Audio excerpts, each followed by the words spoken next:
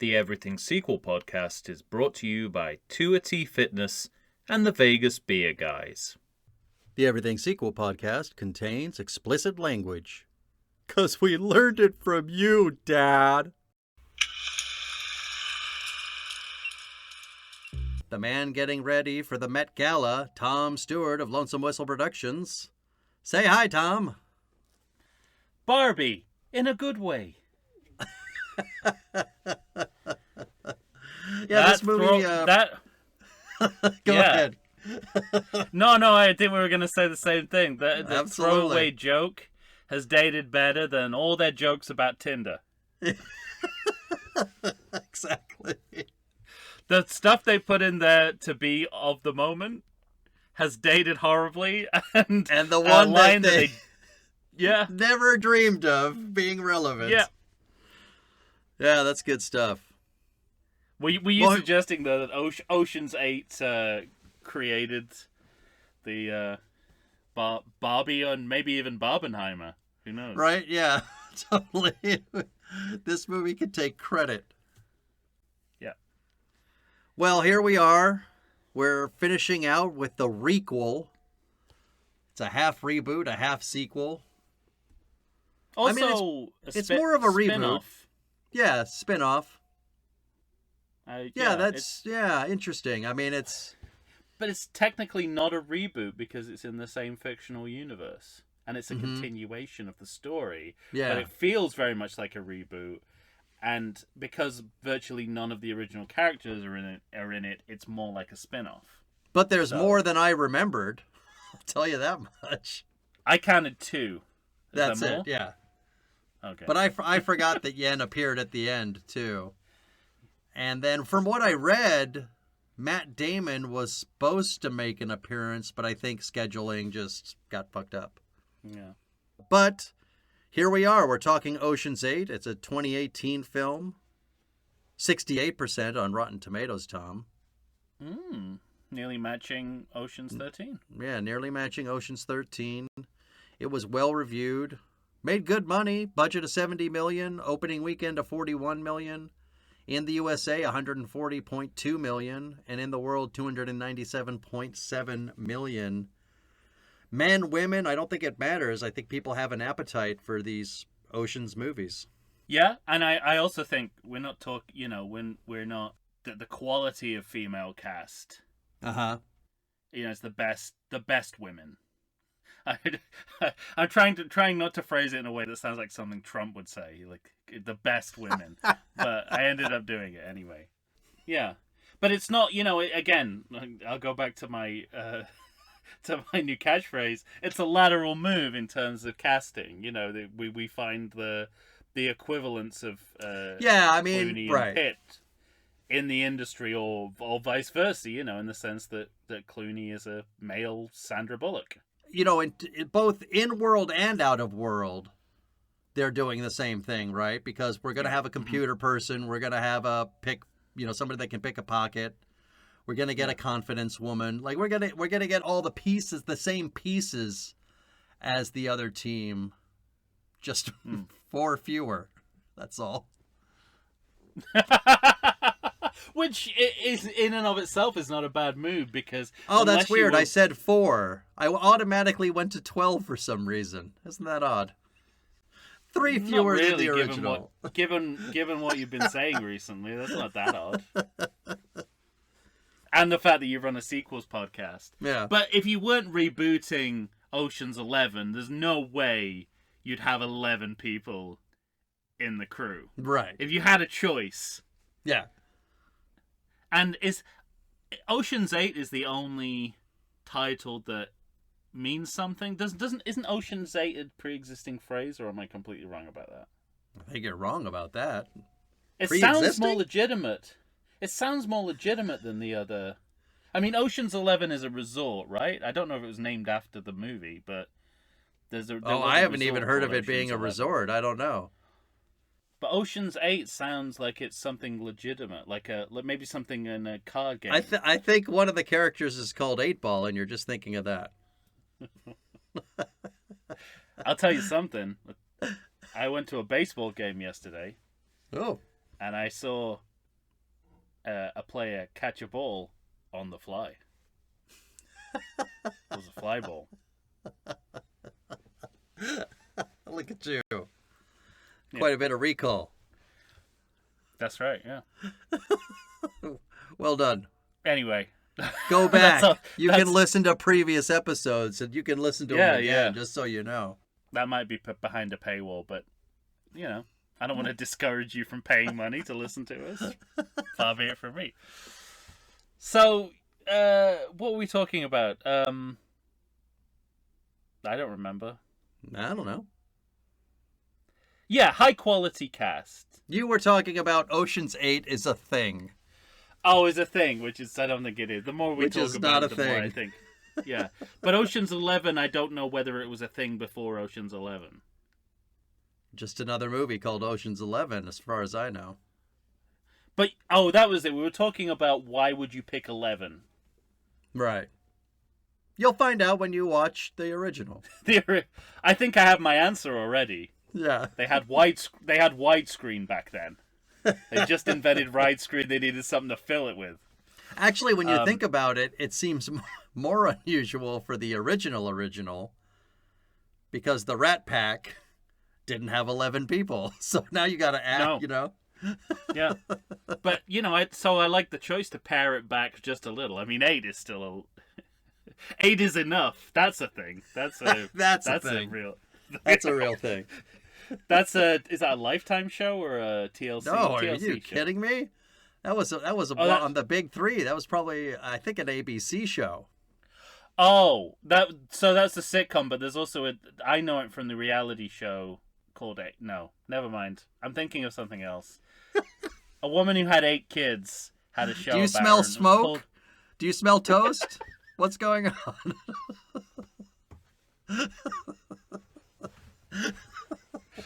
Yeah. Sorry. All right, fine. 8 is enough, yes.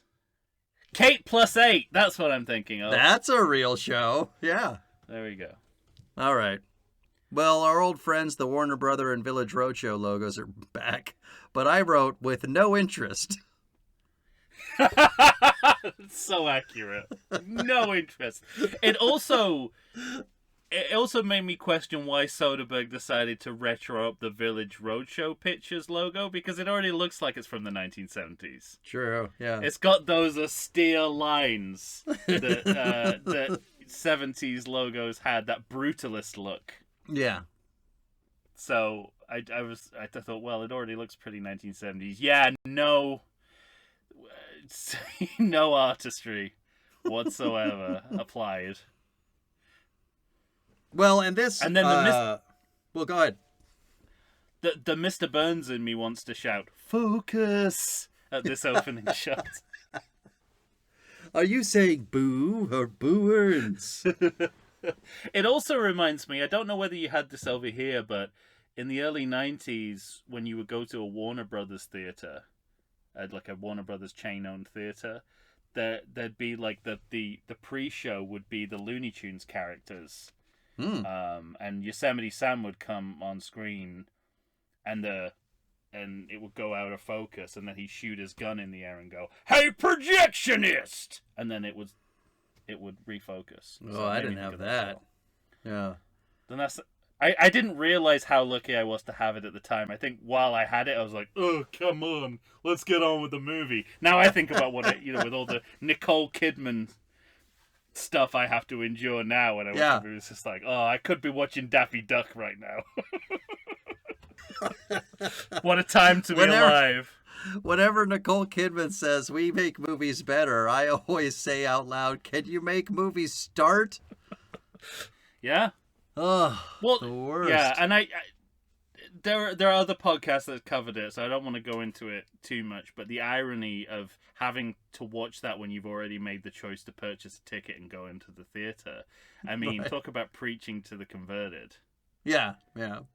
I mean, how many people do you think were on the fence about buying a movie ticket and then saw that and thought, I'm going to come more often?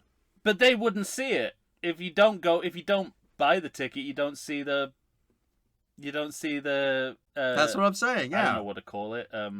Yeah. nonsense. The blurbs. But it's impossible to see it outside of a movie theater. Yeah. It's not, as far as I can tell, it's not a TV commercial, which is where it would actually be useful. Well, now they've added to it. Now they have two actors sort of imagining themselves inside of the movies, and this was just because and they're not very good actors, I might add. It's terrible. Oh yeah, that I know what you mean. But this was discussed, I believe, on Indiana Jones Minute quite extensively. The Nicole Kidman runner, and well, because there's a new blurb for Nicole Kidman, so now you realize they're onto the outtakes. They're onto the shit that they cut the first time. Well, no, they film more because I read this article, which was who's she married to? I don't want to slander Keith anyone. Urban. Keith Urban. I was going to say Toby Keith, so see, I'm glad I asked. Can you believe that I know that? But anyway, like, there was an interview with him where he said, "Oh, this, she's done these AMC."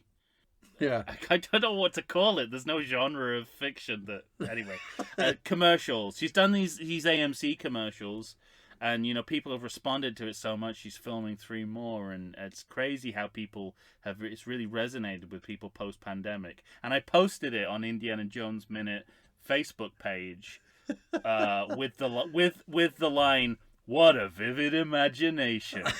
Of course, there's a Temple of Doom reference. You got to do it when you do an Indiana Jones Minute.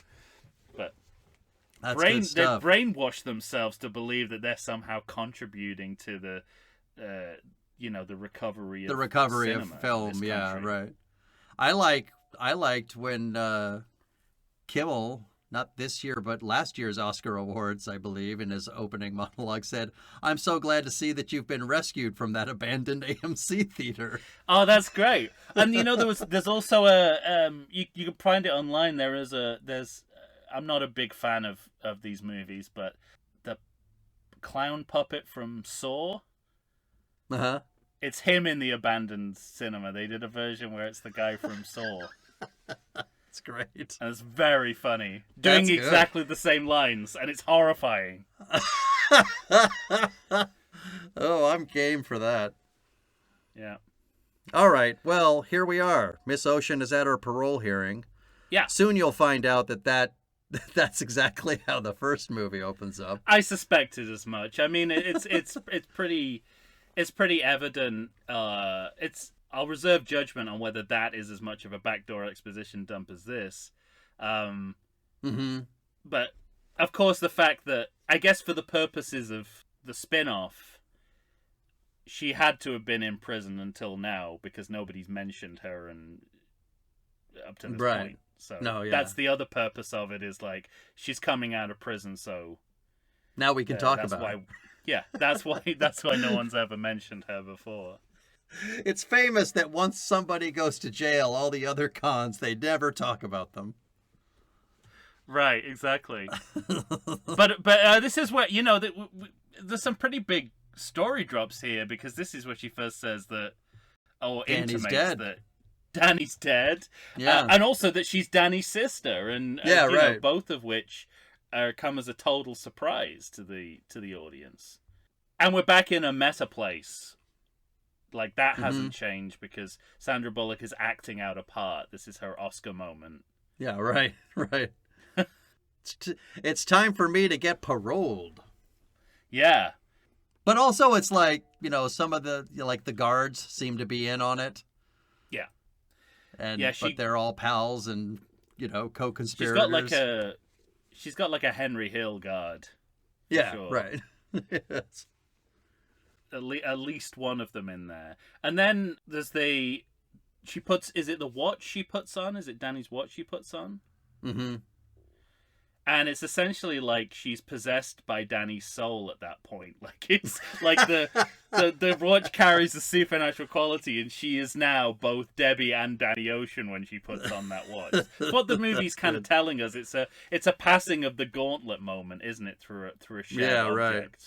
And going back to your point about how they do no interest with the logos, kind of these opening shots of New York City feel very generic, very I stock. thought they were generic. I thought the music sounded terrible because Yeah. they're, Mhm.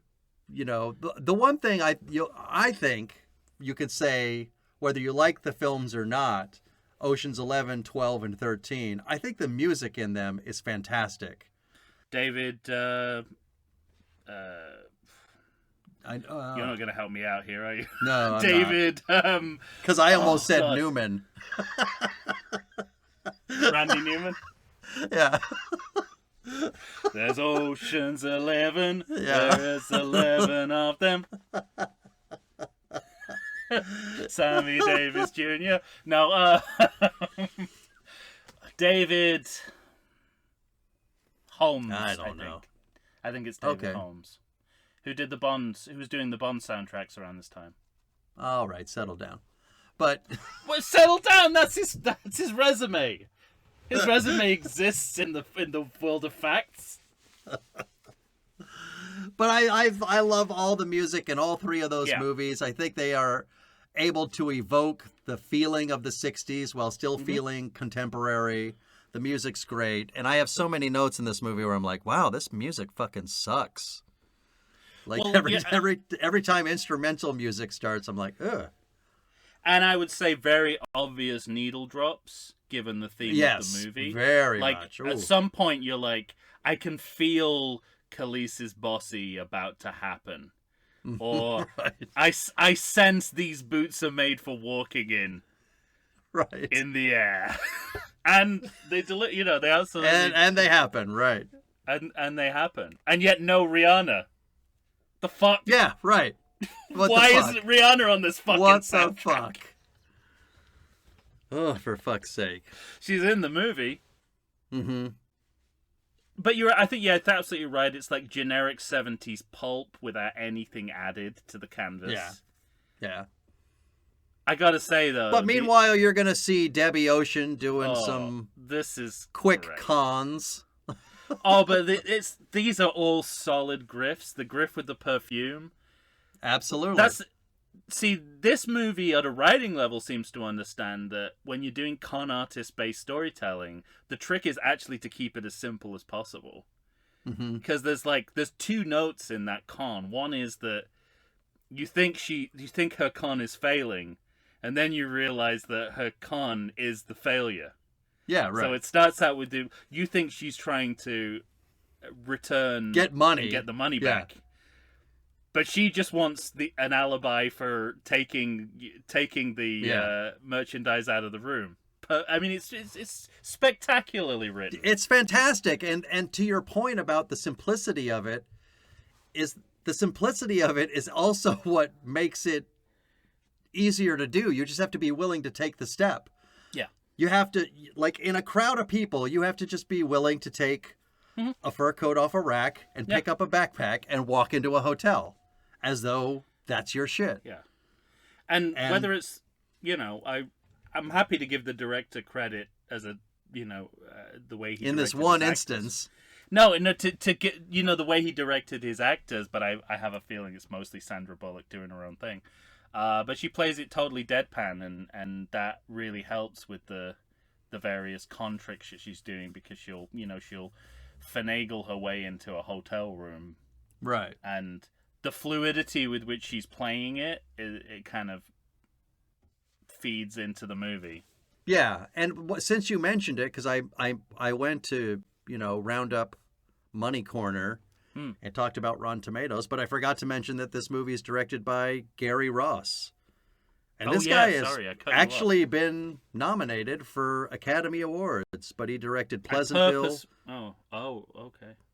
directed Seabiscuit, which he was nominated for, The Hunger Games, most recently, I guess, Free State of Jones. So I don't know whether you like those movies or don't. He's made some of them. He's made some pretty good movies, and I would think That's of interesting. at least two of those movies as being well directed. But this movie does not feel like that. And like stylized movies. Mm-hmm. Pleasantville, definitely. For sure. Like a director who's handle on style, but this movie shows And no evidence that he Seabiscuit can too, handle in the style. sense of like it's a period piece, Yeah. But Yeah. this movie shows no evidence of that. No, yeah. The style in the film is all in the production design. None of it's in the direction. Right. And Interesting. honestly, the style is also in the choices of the actors, I think. They bring Completely, yeah. style to this movie. Mm-hmm. Well, I guess at this point we have to talk about killing off Danny, because this is Right. where we're 90% sure he's dead at this point. Yeah. They leave the tomb door open slightly, and they leave it ajar. I'll tell you what I did not remember about this movie. I did not remember that she was at his tomb and then says something to the effect of, "You better really be in there." Yeah, which is partly to kind of Leave a door open ajar. it's keeping the option. Yeah, leave the door open and keeping the door open, but also it's a way of getting the audience on side by kind of sort of saying that, we might not be completely done with Danny, just be patient. Let's follow this story for a while, which is of course a lie. But here's Elliot Gould. But here's Remember exactly, him? yeah. So we have a legacy character to bridge the gap and ease the blow. Right. That there's because at least on the surface level, the movie is telling us there's going to be no George Clooney in this movie. Right. And it's a really bizarre scene between Debbie and Ruben, because he's trying to talk her out of her surrogacy. He's basically saying, "Don't become your brother. Mm-hmm. Your brother worked hard to make sure you didn't become him."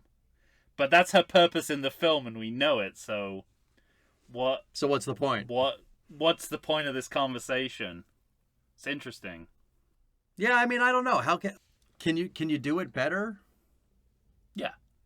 I think you just, both in a political and a dramatic sense, you need to just come in all guns blazing. It's like, this is the way we roll now. Mm-hmm. Forget about the men who populated this franchise before. Yeah, us. right. This is what's a better choice? Him Yeah. trying to join, and her saying there's not a spot for you. Or, like Terminator 3 Rise of the Machines, the coffin's full of guns. Left behind by Danny. Come on. I honestly really thought that's where they were going, that he was going to have left like a plan in his tomb that she was going to follow. Actually, I'm really glad they didn't do that. No, I'm glad. I don't like that idea. Way. They totally... That's picking up on the legacy of 13. Yes. She can't even come up with her own plan? Exactly. So, I mean, cast-wise, we're hitting the heights with Sandra Bullock. Kate Blanchett. Kate Blanchett. I mean, we just keep upping the ante of star, and it's like, who's better than Sandra Bullock? Well, maybe Kate Blanchett. Yeah, right.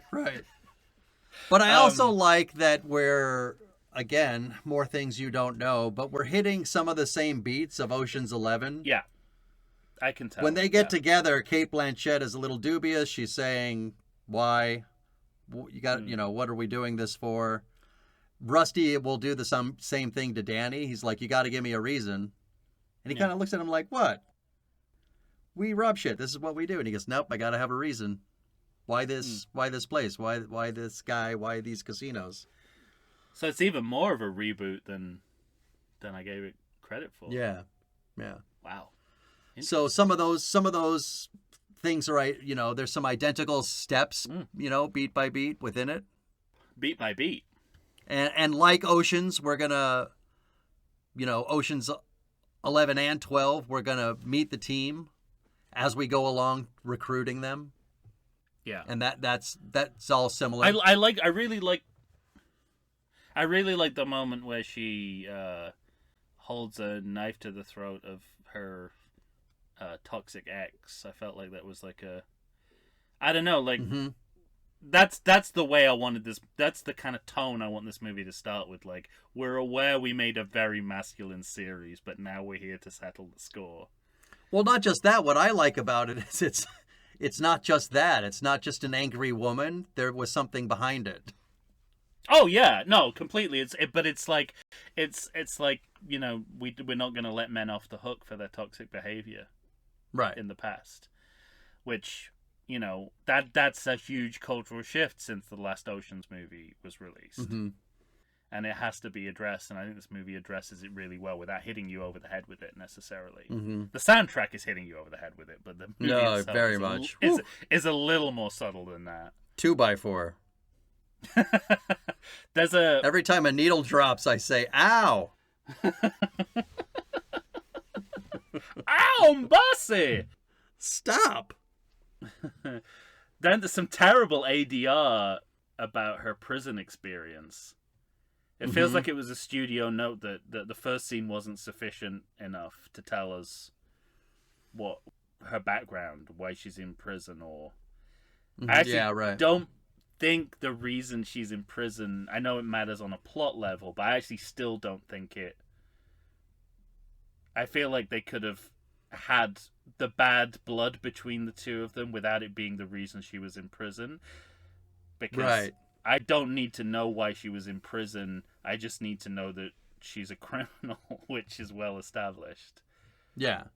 Well, the prison is just a way of setting up the criminality. It's not. I don't care about why she's in prison. On top of that, I'm not in love because she seems too smart to fall for the weak ass plan that this idiot came up with, for one. Yeah. And then two, what does that say about your female lead character that she swoons over the guy and you know, this lifelong criminal that just ends up trusting him, you know? I don't know. I don't care for that very much, but and if you don't even speak to it, it's much stronger because you just be like, well, she got caught doing whatever she was doing, obviously. Mm-hmm.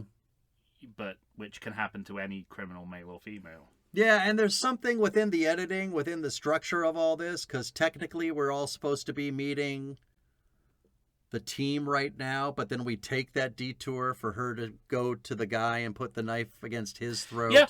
Mm-hmm. And then she's kind of talking to Cate Blanchett at one point about, you know, like the structure of it seems a little loose in these beginning scenes. It's like you spend a lot of time in the Ocean's movies like getting to know the team or re-knowing the team, like first 15, 20 minutes. But in this movie, it's like 25, 28 minutes, and it's unwieldy how they do it. So it starts to feel a little bleh. And this is why you need this cast, because they help paper over the cracks of that. Because in the meantime, you're going to meet Rihanna as Nineball, and she's going to be fantastic, and Mindy Kaling with her parents. And I do like that line about how fast could you do this if this... You know, just the idea of getting away from her mother. But even just the little moments between actors is really strong in here. That there's a, it's just an exposition scene where they're sitting in a cafe eating like coffee and cake. And there's just a moment where I can't remember which way around it is, whether who feeds who, but they kind of, one feeds cake to the other. And it's like, without developing the characters necessarily, you just flesh them out a little bit, and the interplay between the two of them without referring to it in dialogue, more of a connection is built between them just from this little moment that was probably just an acting choice. So it's full of those nice little moments which you're gonna get when you put these actors together, right? And, you know, the radiance of Anne Hathaway is a different kind of screen glamour to what you get from Cate Blanchett and Sandra Bullock, but no less effective for me. No. Well, and also we're, you know, at least lately because of the Harry Potter movies and, say, Fight Club, like the way we're used to seeing Helena Bonham Carter lately in these sort of big roles, and then having her be this character, this unsure character, and this kind of frightful character, you know? I mean, that's a nice turn, I think, and she's great fun in the movie, you know? As they start telling her about the Toussaint jewels and that she's got to dress Anne Hathaway and getting all that set up. She's the perfect kind of signpost for the colorful supporting cast, I think. Right. Yeah. And at that point, the movie's kind of got like a perfect record of characters and actors. Mm-hmm. And you know, it's really interesting. And Anne Hathaway, I mean, she's one of those actresses that is so beautiful it actually leaves me breathless. It doesn't happen with there's something about the way that the pallor of her skin reflects off her lips. Like, it makes me feel actually faint to watch her on screen. She's so stunning. Yeah. This is embarrassing because this happens to me in real life as well. If I see like a truly stunningly beautiful woman in public, I start to feel kind of like I'm gonna faint. It happened the other day when I was on the way to that baseball game I was talking about, where I saw a player catch on the fly. On the fly. Yes. I was on the trolley on the way to the game, and this woman there, and to say that she looked at me is kind of burying the lead. She saw me looking at her, and and you know, that's what really. And then happened. you said, "Oh mercy," and you fell down. And and I was like feeling physically faint, and then I realized that it was a pride-themed event, and she was with two like heavy-set hirsute gay men, and she probably thought that I was one of their brethren, and that's why she was looking at me. But anyway, it's difficult for me to concentrate on watching Anne Hathaway. So I don't even know if she's good in this movie or not, but she's a knockout. Oh, I think she's I like her in this movie. I think, I mean, she makes me But laugh I also a lot think as she's well. polarizing. I don't know why she's polarizing. No, I don't get it either. But I know that there are people that don't like her as an actor, which I don't really understand. But she's having a lot of fun at her own expense in this movie. Totally. Yeah. Which is, I guess, if you're a divisive, you know, if you're a divisive performer, that's the best thing you can possibly do. Right. PR wise. But watch her do. But it's also watch her do Wrecking Ball on the lip sync battle. You'll have a grand old time. Exactly. Yes. Exactly. You'll fall in love with her, as Tom does when he watches her on screen. Yeah, but she is very funny. But she's like funny and sexy at the same time, which is, you know, very few screen performers have that. Marilyn had it. Mm-hmm. A few other women had it, but it's a quality that you don't get in a lot of even truly like really beautiful women on screen. So I think she's great. Or even like, because I know from off-screen stuff, she's done a couple comedies here and there. Charlize Theron is one of the most beautiful people in the world. But like, if you listen to the Prom Night 2 Hello Mary Lou episode of How Did This Get Made, she's fucking funny on that. Yeah. And she's not given nearly enough chances to be funny, and she's funny. Interesting. Yeah. There's a very 2018 moment, like mid-Trump administration moment, where we're just kind of casually racist towards Russian people for no reason. And the only way when they talk about the Russian hackers, and they're just filthily racist about the Russian hackers. And probably because Trump was cozying up to Russia so much. Well, that's it. The only way that I can explain it is that it was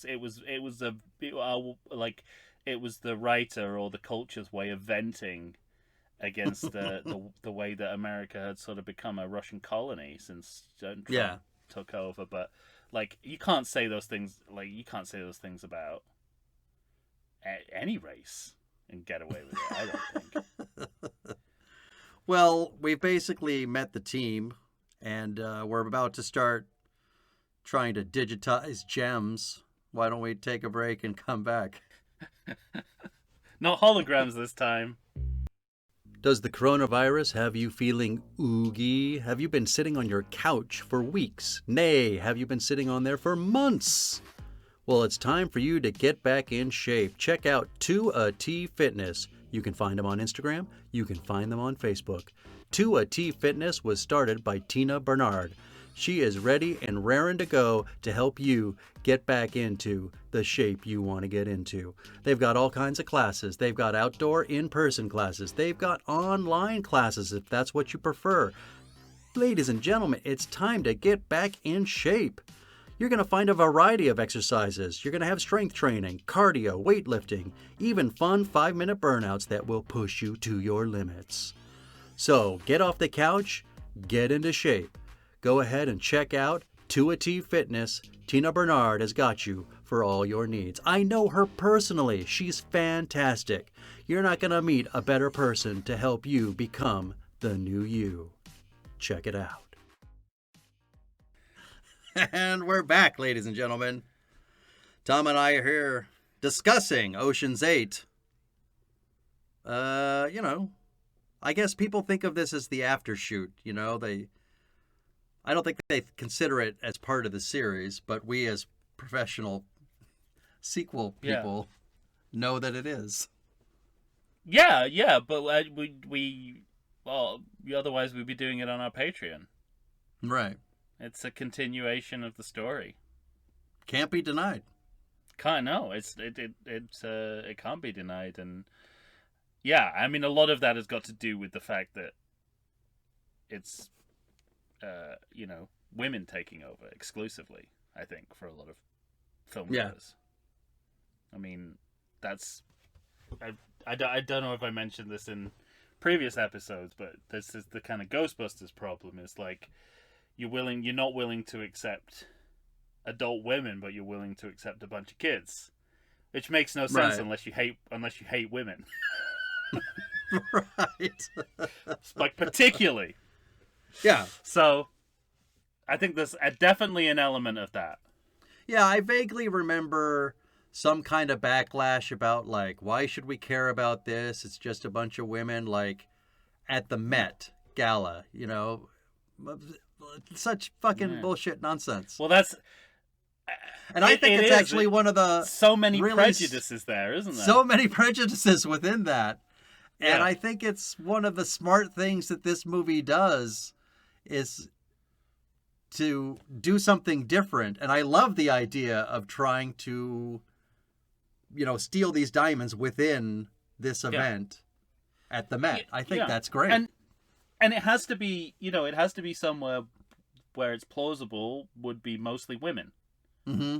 Right? So, not to say this is the only place, but it is a place. Yeah, right. That's their only requirement for the movie. If they're going to have a gender-bending sequel and all the thieves are going to be women, you have to have a reason for all the women to be there. And why is it... And only if you have an underlying prejudice is it any more or less flimsy than a casino in Vegas. Exactly. Right. The opening of a casino in Vegas. Why is that a more culturally significant event than the Met Gala? It's really not. Right. And it's not. Exactly. The Met Gala is way more cultural significance. Way more. Than opening of The Bank, a bank-themed casino owned by late period Al Pacino, nearly turning into Phil Spector. That's good stuff. Yeah. I do remember at one point Debbie saying that the cost of this entire heist would be $20,000. Mm-hmm. But then I look at all the dresses they're wearing, and especially that zirconium printer, and I think, I don't buy that. No, I think it was wrong to put a figure on it. The less said, the better about that, the better, because it's an insurmountable story hurdle. I think for all these movies, they're going to spend more than they steal. Right. Always. Those 2 drills? Give me a break.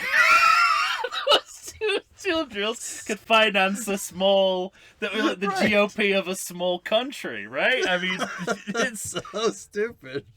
It is, yeah, and that's and it's best not to best left unsolved.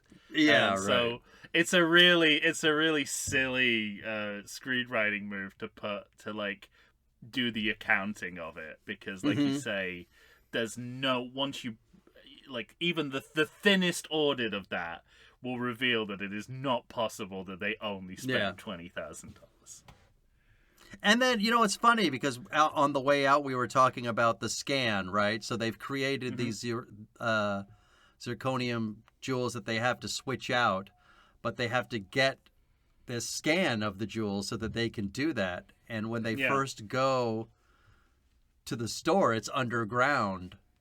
And so all of this to me, like there are good ideas that are then I think kind of poorly handled, which I blame Yeah. Gary Ross more for than anything I do else. too. Hmm.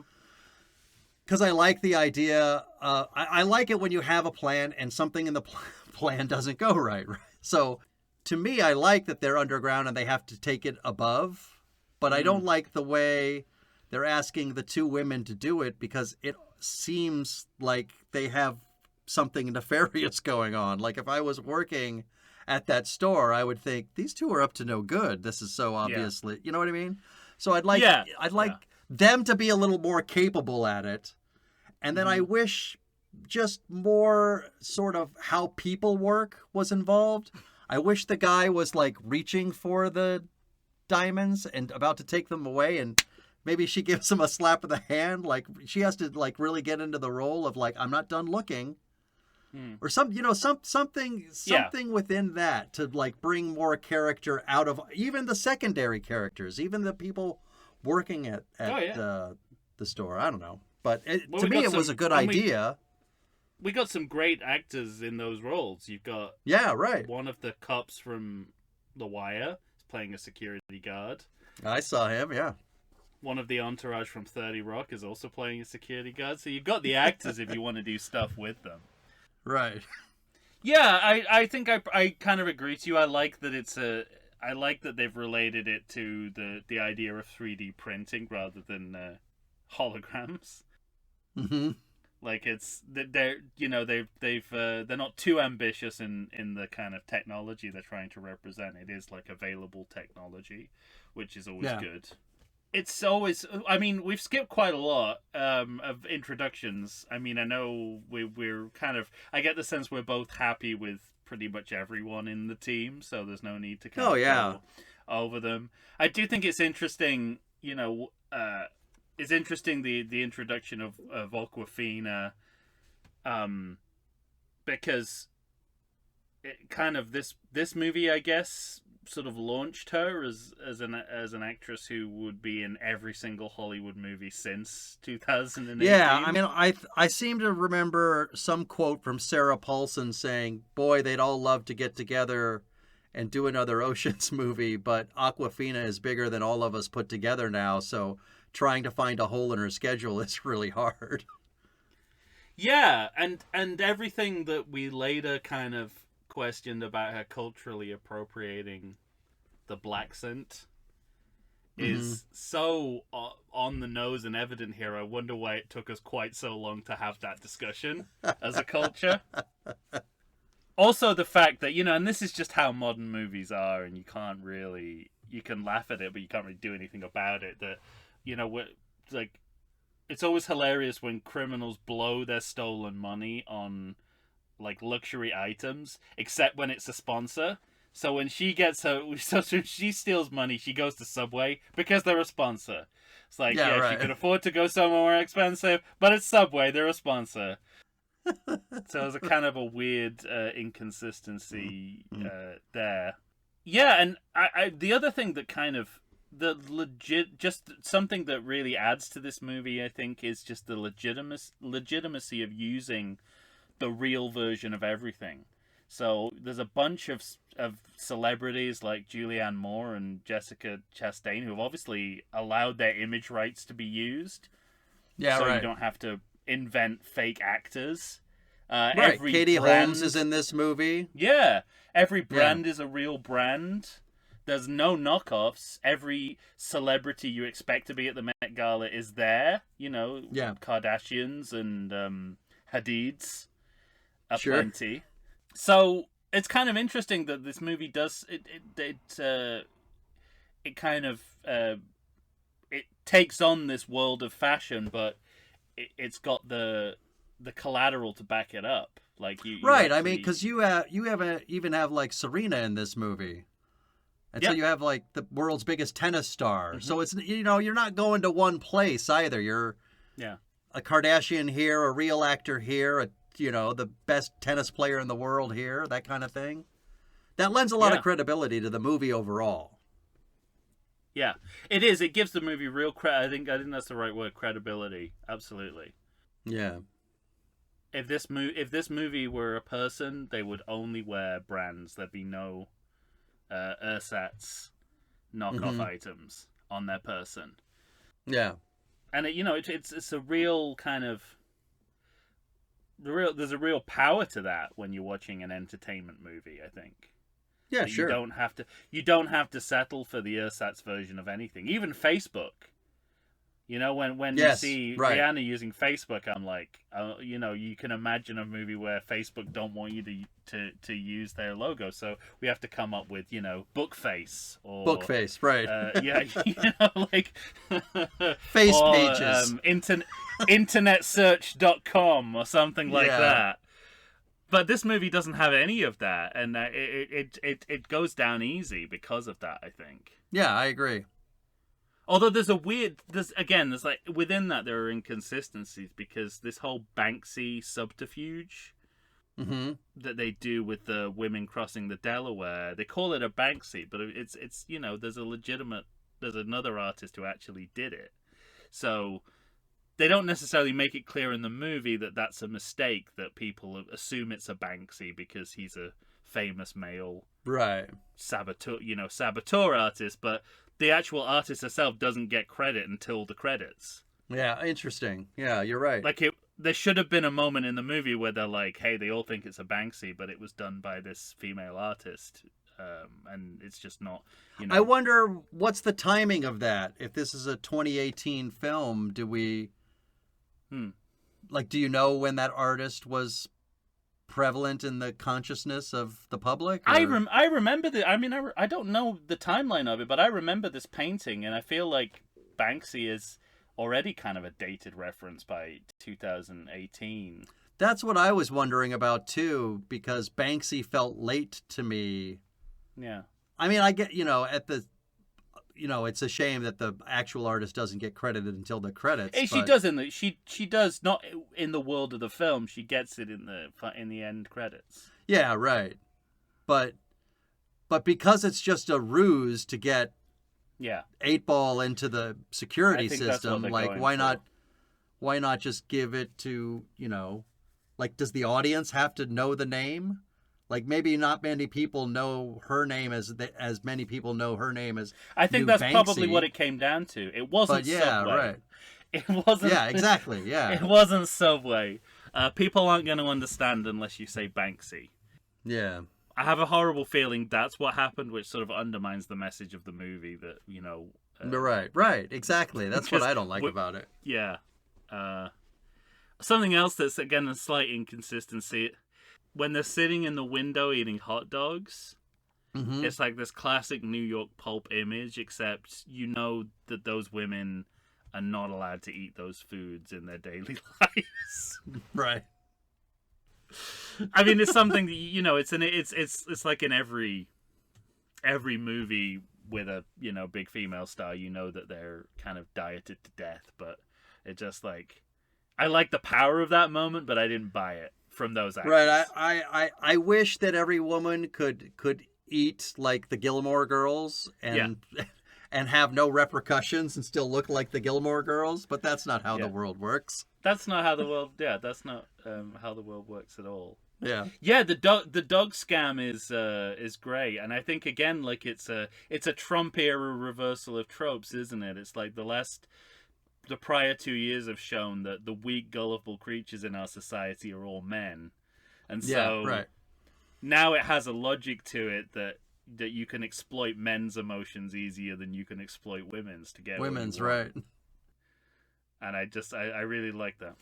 One of the things I like about it is just the performance too, because you rely on the actor to show you quite a bit without a single word of dialogue. He's eating. He looks around as though he knows this isn't really something he should do. Yeah. But he gets the dust off his fingers and daintily kind of clicks in bated excitement for the puppies he's about to see. Yeah. And when he sees them and goes, oh, yeah. Yeah. All of that is, you don't realize how much sometimes a small performance can really elevate a movie until you really notice a great small performance like that. I love those And I moments. saw myself in that character. I mean, I dread to think, the amount of money someone could squeeze out of me if Dobermans or Rottweilers were in videos that, I Right. accessed that then access my account or something. Like, Yeah. I would fall for it every time. Yeah. Pretty soon after that, we get a flashback, which seems to be just about rounding out the running time. I mean, We get. know I wrote Debbie down. is- Yeah, I wrote down. We get a boyfriend betrayal backstory. It's like, don't need to know the exact reason she wound up in jail. No, yeah. And I guess it sort of loops within loops, isn't it? Because from what you've said previously, there's a personal motivation behind the heist in the first Ocean's 11 reboot. Mm-hmm. There's another personal motivation in 3. And now Right. it's in 13. And now revenge is on the agenda again. On the table, Revenge right. is the impetus of the heist. So it's like they're trying to remake all of the sequels in the frame of one movie. Mm-hmm. Yeah. So I guess revenge is the key part of 13. Yeah. Ruben's Revenge. Ocean's 13 : Ruben's Revenge. Ruben's Revenge. So I can see them wanting to loop back to that one, but that itself is a loop back, so it's an interesting dynamic going on between these Sure. movies. We talked. I think we both thought Rihanna was a good choice. Oh yeah. She's got some great moments in this movie when she's hacking on her laptop, which is covered in stickers on a park bench. Yeah. Like the way she's introduced in the movie. Like the movie just confidently drops the biggest music star of the moment into the movie without even a star entrance. It's just like, here's Rihanna, everyone. Yeah. Right. And then, you get to, she sort of like acts like a normal person. And there's a later scene where she's painting her toenails while she's doing a hack. And I'm just like, this is great. You take this incredibly glamorous, celebrity, and you sort of, you turn them into an everyday person. And it's sort of like the essence of female stardom right there. And this movie kind of knows that. So good on you, Ocean's 8. And we're about halfway through the movie, and we get a time-lapse establishing shot. So not quite the red flag of the first half hour, but it's basic bitch directing at best. Yeah. Well, and this kind of also speaks to some of the stuff I was talking about in Ocean's 13. We come up with a problem, and then we solve that problem about 2 minutes later, narratively. This idea of first of all, they have to measure the blind spot. They have to do that stuff. They got to get a nutritionist so that they can make somebody vomit. But then this idea with the necklace, like they're going to finally see the necklace. They're going to put the necklace on her. And then we're going to see that there's a magnet problem. And then we just go to Rihanna's sister, and that problem's solved like 4 minutes later. Yeah. You know what I mean? It's like we're done. Even before you'd mentioned this, this is what I wrote in my notes. So within the formula of the series, you have a foolproof plan which hits a snag, and it earns you the rest of the movie. Yeah, right. We've got to have the snag, or it wouldn't be a feature-length movie. Sure, exactly, right. But you've also got to you've got to resolve the snag quickly, because otherwise the snag will become your movie. So it's like, it's a very fine line that they're treading here, but they do it in each of the movies. Yeah. That whole when you think about it, even in 2018, the fact that you've got like 2 black women, both of whom are represented as engineers and scientists, albeit criminals, but engineers and scientists, but good at their jobs. But there's 2. It's like most movies don't get one of those types of characters. These have got 2. Sure. Yes, they are related, but nonetheless, Hollywood's not perfect, but Right. it's better than it used to be. Damn it! Yeah, right.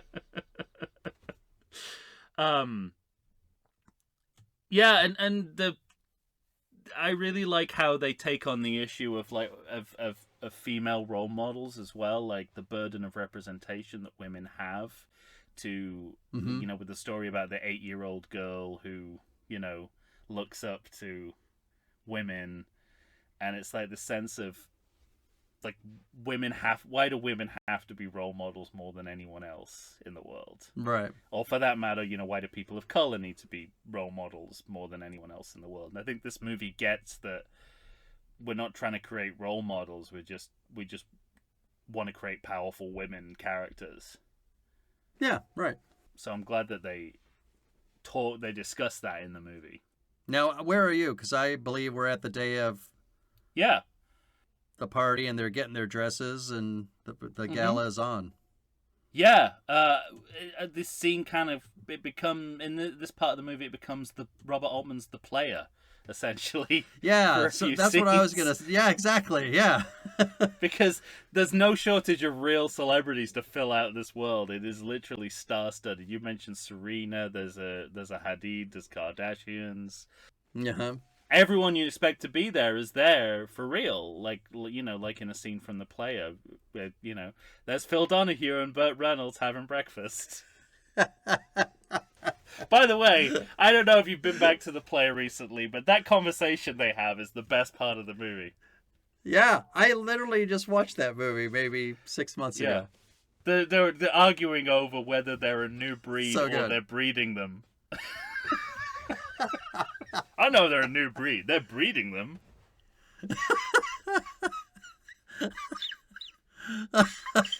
Only Robert Altman would think of pairing up Phil Donahue and Burt Reynolds. There's a You great remember? moment. Do you remember Yeah. Phil Hartman's Phil Donahue on SNL? Not really. I don't think I mean, we didn't get Fuck, it was good. that era, but anything Phil Hartman does, I'm a fan of. I mean, It was very good. he's one of the funniest men I've ever seen. Ever. Yeah, and vocally, I think he's just the best. Yeah. Yeah. Exactly. A humorous right. substitute for your own lips. And I had to go to the basement now. Yeah, and there's a great moment in here which I really like, which I think speaks to the theme of the movie about, sort of unseen women. Where Sandra Bullock walks down the red carpet unseen. Yeah. Right. And it's like obviously the real Sandra Bullock would be surrounded by people, but this nobody that she's playing. But she's not a star. Yeah, in the Yeah. movie. Right. So women who don't. She walks by and the cameras go down. Yeah, like she's there's that great story that Conan O'Brien tells of him coming out of the ivy, and a paparazzi raised their camera to look at him, and then and they saw it was him. They slowly put it down.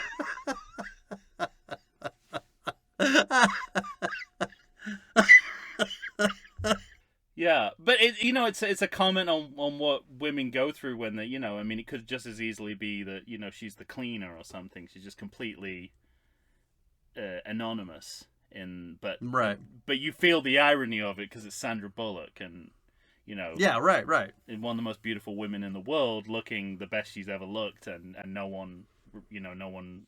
No an one eye. notices. Yeah. And this, I mean, all the production design of the Met Gala, I don't know how much it is made to look like the real thing or whether it's complete invention, but it is stunning. The steps. Oh, yeah. They It's great. they erect. Like, they shifted all the glamour of the movie onto that real world setting. Sure. We're not getting any of it from the director, so we have no choice. Well, and then on top of it, in a movie in which like, you're talking about that sort of Yeah.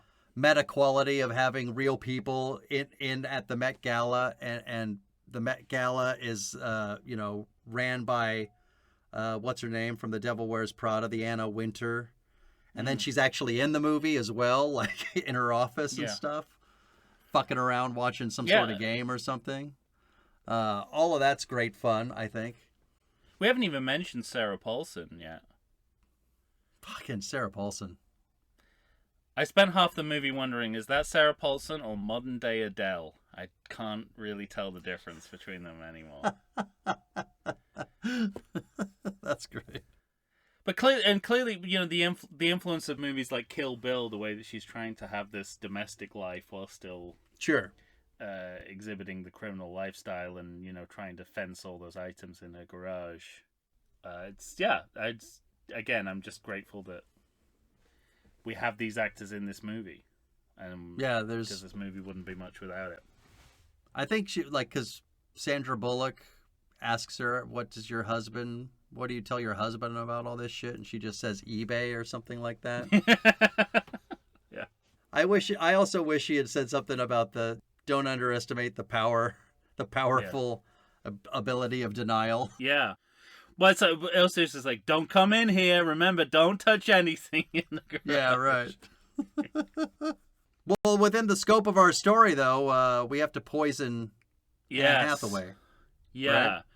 And again, it feels like the script knows what women in the industry go through in their daily lives. She's been starving herself for days, right? Yeah. And the best part of that, but the most interesting part of that is when she apologizes to everyone for eating around. She's like, yes, right, eating how I eat normally, and then apologizing to people for enjoying their food. And I'm like, oh fuck, the things we do to women in this country or in the world is just. It's just horrific. She can't wait a second longer. Yeah. And she's again, a really good way of sort of deconstructing her own glamorous image. She's like a scene in which she swallows her own vomit. I mean, it's almost bridesmaid level kind of de-romanticization of women, and I really like it. And I like that it's Anne Hathaway as well. The Princess Diaries. Yeah, right. Doing it, I think it works really well. Well, and then on top of that, it works for the character, like a character who's supposed to be the most elegant person, like she's the it person for that party that night. And then the excuse me while I swallow my own vomit and go to the restroom. Yeah. Yes, absolutely. Yeah. Yeah. And there's it's really funny, this movie's it shifts the focus so that all the kind of bullshit about women in the last film is kind of transplanted onto the male characters. So, the two pot-smoking waiters, one of whom is played by Michael Gandolfini. Yeah, right. James Gandolfini's son. It's just great because it's a scene about the worst of men acted out by the best of men. Right. Yes. Not quite James Gandolfini, but we got Michael Gandolfini. Aren't they interrogated at one point? Yeah. Is it by James Corden or the cops? I can't remember. Yeah. No, it's James Corden, yeah. Okay. I love that moment when they're clearly talking about two different things. Yeah. That's really good. I won't do it again, I swear. But, and then, just that idea too, since their conversation in the hallway was hey, where's the stuff? This kid that's give me that. I'm ready to smoke the pot. He's like, I told him not to do it. I don't know. It is, and Rihanna gets to dress up finally. So we get to see, we get to do some celebrity gawping as well, which kind of feeds into what the event's all about. And it's that makeover moment, which is in a lot of these kind of female-centric movies. It's great. It's really, really well done, I think. Yeah, I mean, it's, but it's based on where they are and what they're doing. It also makes sense. It's not just, making up for the sense for the, completely wanting to see women in beautiful dresses. There's a reason for it narratively. Yeah, it's completely, yeah. And then you've already spoken to it, but my note here is James Corden just turned up in my movie. Yes. like a fly in my soup. But Tom, no, don't tell me you like him in this movie. I don't. He doesn't bother me. I swear to God, he does not bother me. Well, of course he doesn't. You spend time with me, so it's just, you're used to being with an annoying British guy, but it's for someone who is an annoying British guy, I don't want the competition. Well, this might be a longer conversation. Maybe we should take our last break, Yeah. and then we can come back and debate the Gordon. Yes, we'll go like a Gordon's fishing. I like to think I know something about beer, but nowadays even I get overwhelmed when confronted by the exhaustive selection of craft beers they have at bars, breweries, and even grocery stores. Back in the day you had one, maybe two craft beers to choose from, and if you were confused, you ordered a Guinness. But in beerstinations like San Diego, the craft beer options lately are in double, sometimes even triple digits. So what's a beer drinker to do? You need what I need, the Vegas Beer Guys. Your beer of choice should be a perfect blend of malt and hops. And so a live show about beer needs that same balance. And the Vegas Beer Guys matches beer expert Dan Aker with self-proclaimed beer novice Stephen J. Weiss. The results are eminently drinkable. They're on Facebook, they're on Instagram. They'll try new beers, they'll tell you about beer. Think of them as your beer Sherpas guiding you up a foamy-headed mountain to reach the peak of your pint. God, I need a beer.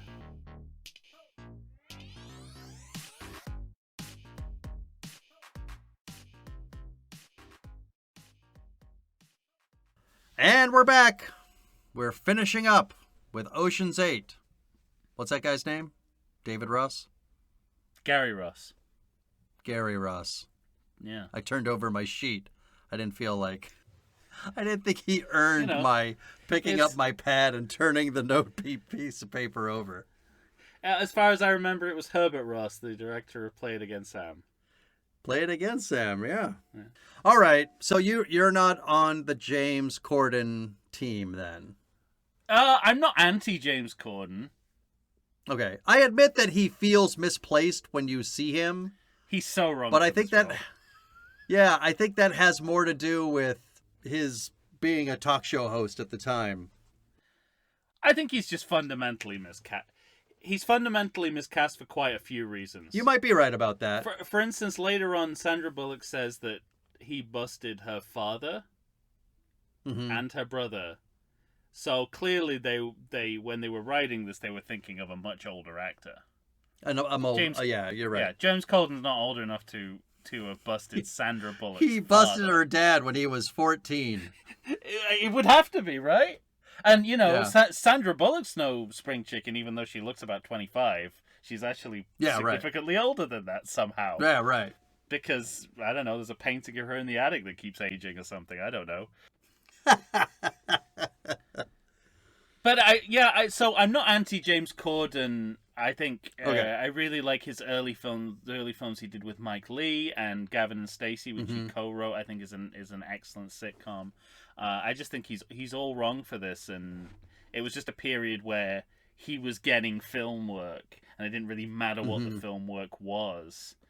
He kind of he's becoming divisive as a performer at this point, and I can see why, because he's doing a lot of stuff that he's just wrong for, just for the sake of being in movies, because he's on TV now in America. Yeah, I think all of that I think you're probably right about that, and yet what I like about the performance is that there seems to be good chemistry between him and Sandra Bullock, and that kind of surprised me, and they work fairly well together. And so I don't know. I think he's fundamentally wrong for the role, but he kind of wins me over just by kind of going for it. And then there's this one moment, because I do like when he's essentially a cop. He's not a cop. He's working for the insurance company. He's Rene Russo is who he is from Thomas Crown Affair. Yes, that's exactly who he is. But he thinks he's Columbo. Right. Yes, exactly. He thinks this is his Columbo moment. Yeah. Yeah, I do like the moment when a cop and a criminal are both talking about the same thing without talking about it. And suppose I know this and imagine this, and she knows how she can talk and bump up against the law but not break the law or whatever. She, he's got to prove that she took Yeah. it, and he has no proof. And I like that he realizes in that one moment and just sort of wipes his forehead and moves back and goes, "Ugh, God, this is exhausting." I like that moment. Really makes me laugh every time. I've seen this movie like 2 or 3 times, maybe 4 times, Oh, but wow. at least 3. What? Yeah, I know. That's insane. What are you getting out of it on the 4th viewing that you've not already this got? podcast. Okay, fair enough. All right, the 3rd viewing then. Yes, the 3rd is where you should asked take and issue. answered, Your Honor. Yeah, so yeah, and then, it feels off to suddenly have so much of him. It's sort of like, why couldn't this character have been a woman as well? Are they starting to sort of like backtrack a little bit on the gender politics? Oh, I never really. Yeah, I mean, I see what you're saying, but I also. Him. Yeah, it's him for a while. Just him for a while. Yeah. You know what would have been good is actually bring in Rene Russo. Just have the same character. I know we think that. No one in Hollywood thinks that, sadly. I know we know that, but you're never going to get a movie executive to choose Rene Russo over the guy who follows Colbert. At any rate, yeah, and then we learned that Anne Hathaway was... That's right. Part of the plan, kind of, sort of, all together. But like these other movies, the only people that knew about it were... Yeah. Sandra Bullock and Cate Blanchett. The rest of the team was in the dark. That's right. You're sort of like... Yeah. What's the purpose of keeping it from them, other than retconning for us? Mm-hmm. That's the issue. But you know it's coming. But you know something like that's coming. And then they have to set up the boyfriend. Now, yeah, I guess Corden does kind of cover this because he's not talking about legality. He just wants the jewels back, and he's going to get that centerpiece, right? That's why it's the insurance guy rather than a cop. Yeah, but he still gets arrested. He does still get arrested, and to me, the end of this movie feels kind of as weak as the beginning of this movie. Like, I don't think the cops would fall for this, just like I don't think Sandra Bullock would fall for him setting her up. You know what I mean? Maybe the cops don't have a choice. The diamond is in his possession. It's in his apartment. So what else are you going to do? But I don't know. Yeah, for some reason, it's like I don't buy it. I agree in general. I guess I think in all of these movies, like the overall the storytelling is flawed, but there are some incidental pleasures on the way. Yeah. This whole idea of where they cast all of the older actresses in Hollywood, and like every actor who could possibly play a certain age demographic, they get. Yeah. And they're referencing themselves during it. It's like, in World, we need to get actresses of a certain age. Right. But in the movie, we're giving work to all these actresses that never get work. Yeah, right. Because this would be one character in every other movie, but we let them all do it, so they all get cast. Right. You get it. You get a role. You get a role. You get a role. Going back to Oprah. So, but we get a discount because you guys are all past your prime, so we're gonna get you at a bargain rate. That's that's how the movie feels. Yes, but it's a nice nod to ageism in the industry. Mm-hmm. And Corden's essentially playing himself because he's complaining about how he has to go between Britain and America, which seemingly all he does now in the media is complain about having to go back to Britain and how his kids hate it. See, all I remember is him announcing he was quitting his show, then a bunch of stories coming out about what a piece of shit he is at restaurants. Yeah. And then him leaving his show, and now I haven't really seen him. Yeah. And he moved back to Britain, and now he complains about how his kids hate being in Britain because they've lived in America. So, I don't know. It's some of that resonates here. Okay. Well, then we get what all these movies do, and Yeah. except this movie does it in the laziest way possible because they've laid no track for this, Which part? which is the second heist. The second heist, yeah, and it reminds me how much this series revolved around characters who are doing a job, but they don't know what job they're doing. Yeah, right. Or they think they're doing a job different from the one they're actually doing. Yeah. And it's maddening when you start to think about it. Mm-hmm. About how ignorant every single person in the crew is of what they're actually doing. And I guess the thing that's the most troubling is that this is where the story gets the laziest. Like, they have completely emptied the entire Met Gala. You don't imagine that these guys, I can't remember what they said they were in charge of, but like in charge of, security for Israel, like the Israeli prime minister or something like that, wasn't it? Yeah. Something Yeah. insane like that, right? This guy's in charge of the Israeli prime minister, and yet he's going to miss at least 2 people in a giant cart that are lurking about Right. and just unchecked. Like what? They were hanging out in the bathroom, Kate Blanchett and Sandra Bullock? You don't think they double-checked those places? I don't know. It seems weak.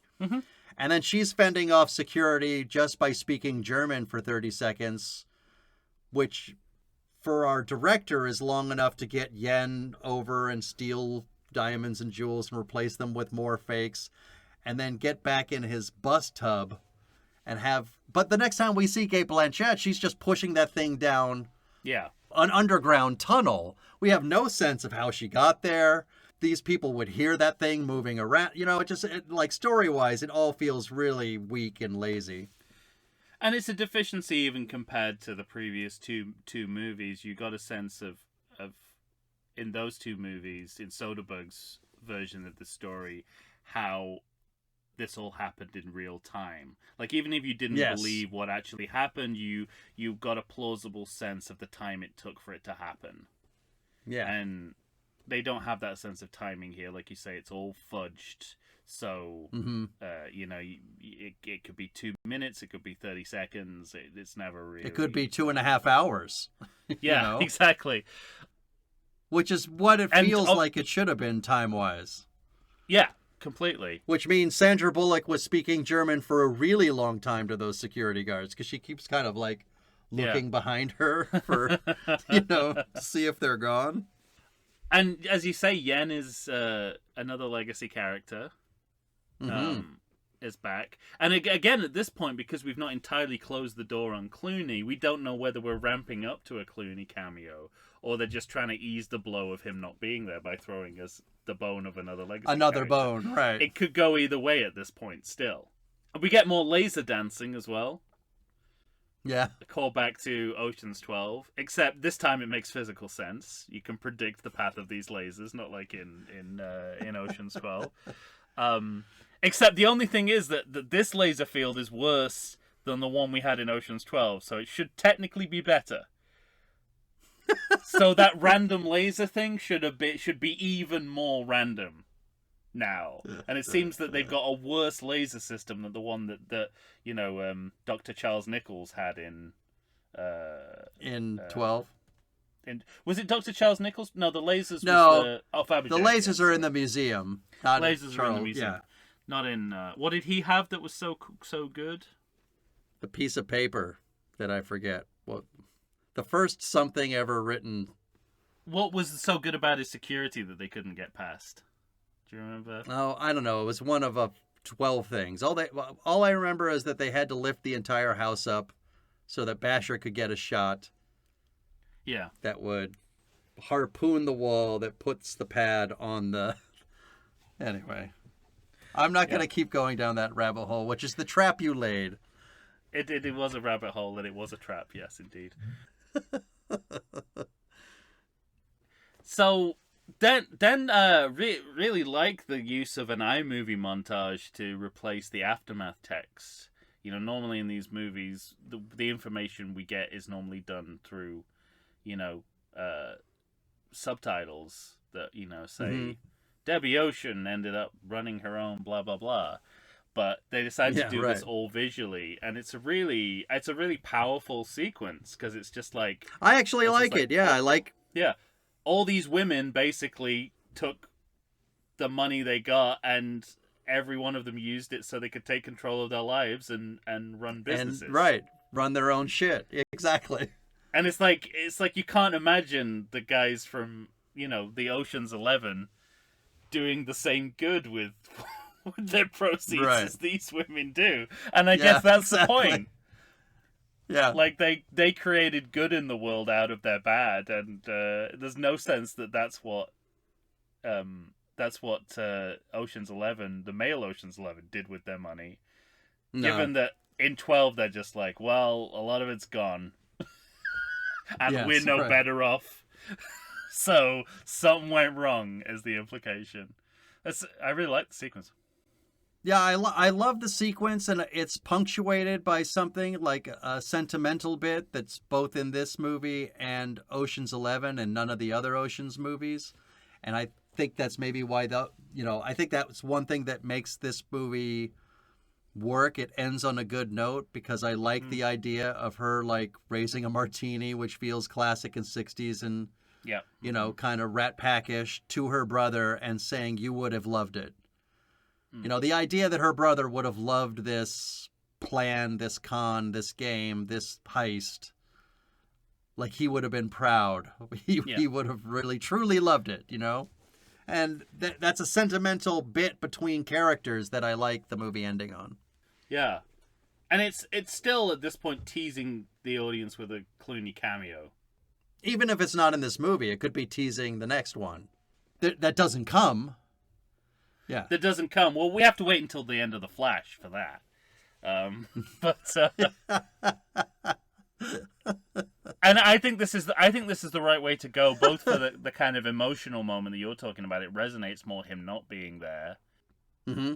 Exactly. For the purposes of the scene, but also politically, it's like let the women of this cast and let Bullock own the movie, right? It's right. It's kind of it's a reenactment of Gravity, really. It's like, bye George Clooney, this is my movie now. Yeah, bye. You are off not you go needed. into space. Yeah. The rest of the movie's just gonna be a one-woman show.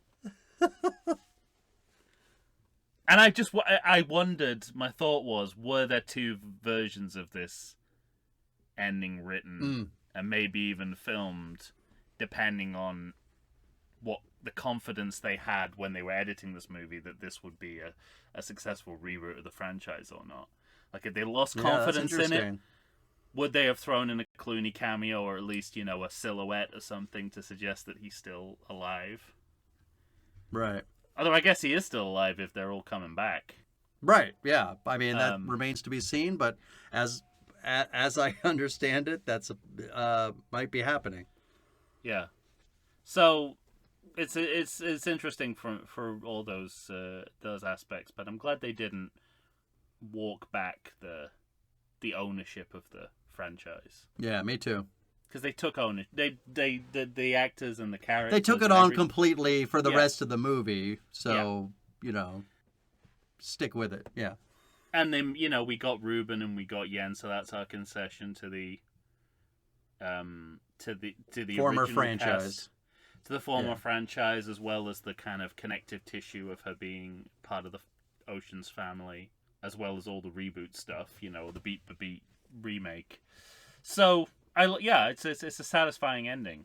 All right, good. Although I'm sure for the misogynists in the audience it would not be. Which makes it even more satisfying for me. Yeah, right, exactly. It's a double go fuck yourself. Yeah, it really is. All right, credit check? Yeah, so, the spin credits. Irritating visual device. Becoming an irritating visual device throughout all of the credits as well. Costumes designed by Sarah Edwards. Rarely have I seen such a prominent credit for a costume designer, and I don't know whether this is a good thing or a bad thing for women. That because it could go either way. You could be like, well, yeah, because this role takes on a greater meaning in the context of this film, or it could be that look at these women and their costumes, Right, aren't they they're amazing? pretty costumes. This is a minefield of billing, I think. But I mean, it always is, but they keep it pretty because the amount of celebrity in the movie is multiplied. Sure. It's exponential. So I think in order of appearance was the best way to do it, and as themselves keeps it simple because then you get into that's a good idea. I mean, I can imagine how the Kardashian people would react if it didn't say as them. You know, if they weren't, if it was anything other than as themselves, you'd have a hard time. Everyone would be arguing for higher billing than they got. I think. Agreed. Yeah, again, each actress seems to have their own hairstylist. You want to dispel myths about women in the movie, but it's not really the case behind the scenes. Right. Visual effects. Firstly, too many companies. I mean, that's a given. Secondly, the company names. Shade and The Artery are two names of visual effects companies. Would you trust a visual effects company called The Artery? What are they making their digital effects from? Exactly. I was wondering which one I would trust less. Well, Shade or The Artery. Shade would be more difficult to work with, but I feel like you get a better job done by The Artery. Right at the end of the credits, in loving memory, Jeffrey Weintraub. So it's another, and I don't mean to laugh, but it's another one of those series that went on so long, the original producer died in the course of the making of these movies. I can't remember. Do we get that? As a victim of these movies. Do we get that Jerry Weintraub at the very end with the sort of retro look at movies from bygone past? That's not on here? That's definitely not on here this time. Okay. I'm pretty sure we didn't. Yeah, we didn't get one of those this time. All right. I didn't think so either, but then when you said that, I thought if there was ever a time for it, it would be right after In Loving Memory. In Loving Memory. And just suddenly, like the end of The Shining. It's just like that photograph, except it's now Jerry Weintraub's face on the guy with the flat cap. You've always been here. Oh, that's good.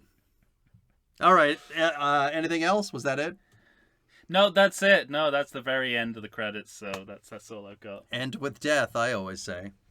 Or R.I.P. Yeah. Or R.I.P., which is how we felt about George Clooney throughout this movie. R.I.P. Yes. Rest or in peace.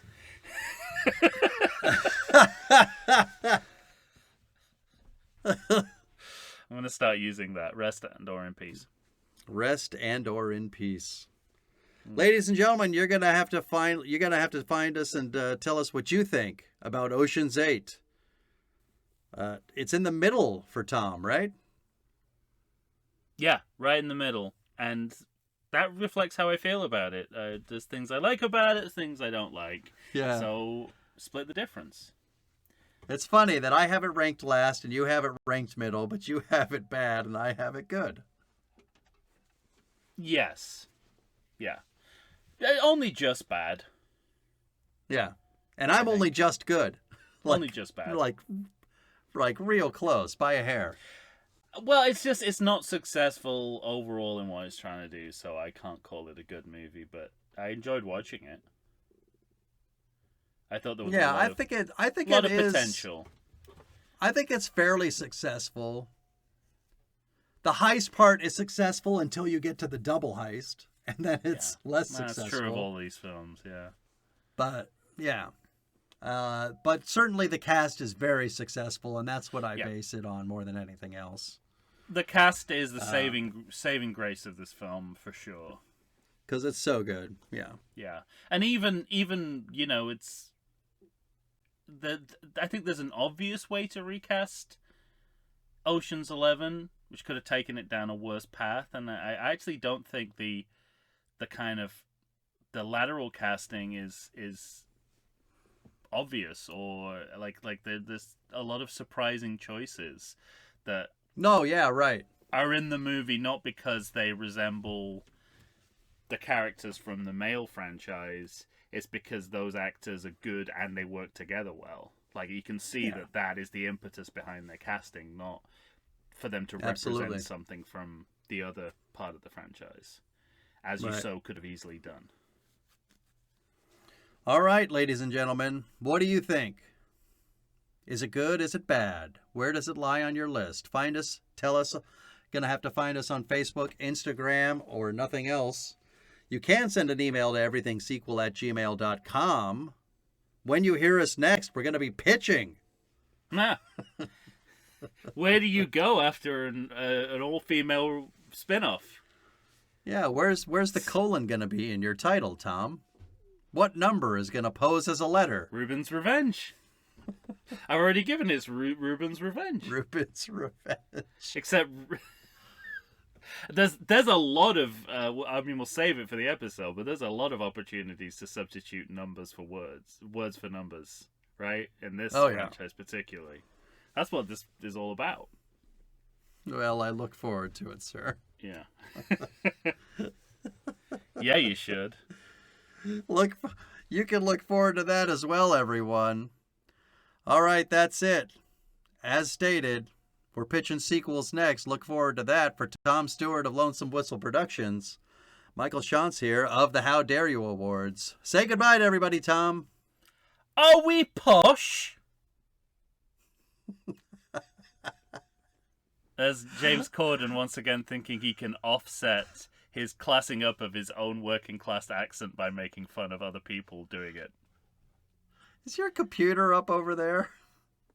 No. Why? Do I keep looking up? Yeah, you looked up like you had to read that line, like from beginning to end. Don't give them a glimpse behind the curtain. I didn't commit it to memory. Let me look. Posh. Yeah. I didn't commit that line to memory, no. I know it was only 3 words, but, you gotta draw the line somewhere. Very good, then. All right, thanks for listening, everybody. We'll be back. Yes, we will.